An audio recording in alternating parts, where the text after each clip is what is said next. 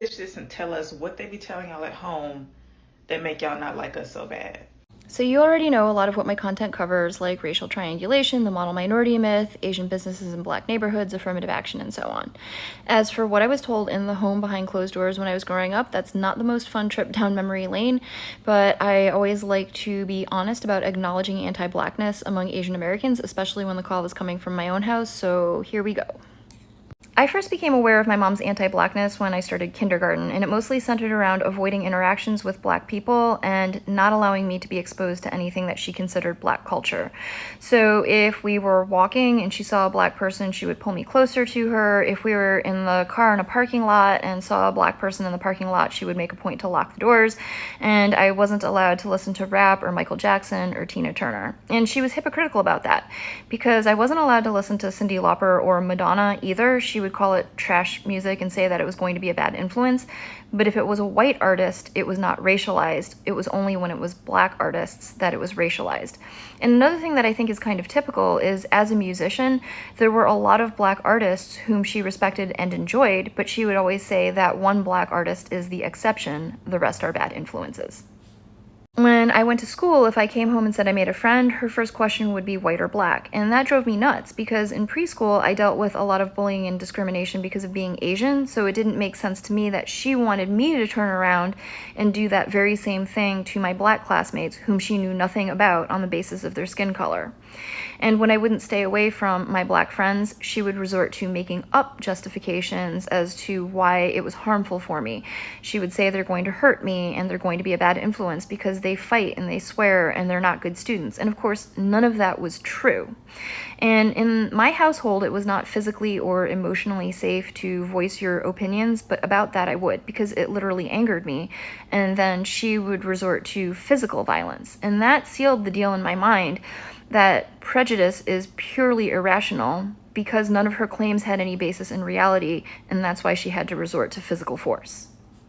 Unfortunately, I think that when parents resort to intimidation and violence to instill prejudice in their children, a lot of times it works. But I was very lucky, because the principal of my elementary school was a black woman who implemented a program called Students Educating Each Other About Discrimination.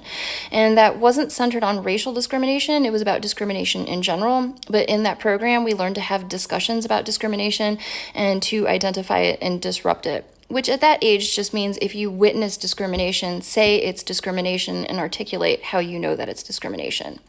So from learning that very powerful tool at school, I was able to identify that what my mom was doing at home was wrong. Additionally, the principal was a black woman, so I had a black woman in a position of leadership as a role model. And in my school district, she wasn't a token. They really valued black leadership, from teachers to administration, guidance counselors, all the way up to superintendents. And so I was surrounded by black role models who made me see that reality did not line up with what my mom was trying to teach me. The straw that broke the camel's back was sometime around the ages of between 7 and 9. I was planning a birthday party, and I told my mom that I want to invite my friend Keisha, which I knew was going to be an issue, but I thought I would try. And she said no, and I said, fine, then I don't want to have a birthday party, and she made me have the birthday party. So now that felt like that's not only cruel to me, but that's cruel to my friend Keisha, whom you don't even know because you refused to meet her. Shortly after that, we were walking in the mall, and my mom did this thing that she often did, which is she sees black people minding their own business, and under her breath, she mumbles a derogatory term in Chinese for black people. And I remember I pulled back on her hand and faced her, and I said, they are not doing anything. You don't know them. The next time you do that, I am going to go up to them, and I'm going to tell them what you said. And believe it or not, the fear of exposure by me actually made her tone it down, and she stopped doing that in public. Fortunately, my mom did not live and die that way. In later years, she came around to seeing and later openly admitting how wrong she was. In her older age, one of her best friends really was black, and my mom admitted to her friend what her previous attitudes had been and why. And from those conversations, I was able to gain some insight as to what my mom's motivation was for her anti-blackness. Because I think most people feel, since Asian Americans also are harmed by white supremacy, how does it make any sense for Asian Americans to be anti-black? My mom spent most of her young life in Hong Kong when it was under British occupation, and then in the 1950s, she came to the United States when she was 16 years old. Generations before my mom, her family had been living in and doing business around Shanghai, Hong Kong, and Macau, which were French, British, and Portuguese occupied areas.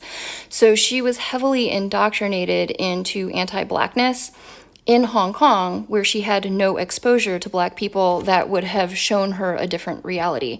And furthermore, what she was indoctrinated into is the idea that an Asian can elevate their status in white spaces by aligning with white supremacy, which includes aligning with anti-Blackness. So I think what my mom was doing with me is that from a young age, she saw that I was having a hard time as an Asian American assimilating. So she felt that if I associated with Black classmates, that would make assimilating into white spaces even harder. And she was concerned that associating with Black classmates would negatively impact my status in white spaces. Well, we all know with me that the outcome was I understand very clearly what spaces I want to be part of and what spaces I don't. So my mom was really proud that she was westernized. She was proud that she spoke English without an accent, that she was very well versed in European culture, and she actually looked down upon my dad for being what she called traditional and therefore backwards. Right, so where was my dad in all of this? My dad grew up in Taiwan, where he had no exposure to Black people, but he also had very little exposure to Western media. I think when he came to the United States, he was a bit uncertain around Black people because of the lack of familiarity and the slight media bias, but it only took a very little being around Black people to see that prejudice is irrational and that it serves a white supremacist agenda that he doesn't want to uphold. As I said before, in my household, it wasn't physically or emotionally safe to voice opinions that differed from my mom, so I do understand why my dad didn't speak up when my mom was being anti-Black. He had a hard enough time keeping my brother and I safe. However, what he would do is when it was just my dad and I, he would make sure to teach me or give me resources about accurate Black history. So for example, a lot of my mom's rhetoric surrounded musicians. So my dad would teach me about Berry Gordy, Chuck Berry, Marian Anderson, Jesse Norman. If the claim was that Black people don't value education, he would tell me about Black scholars, academics, and scientists, and so on. So that, in a nutshell, is what I was told at home behind closed doors when I was growing up.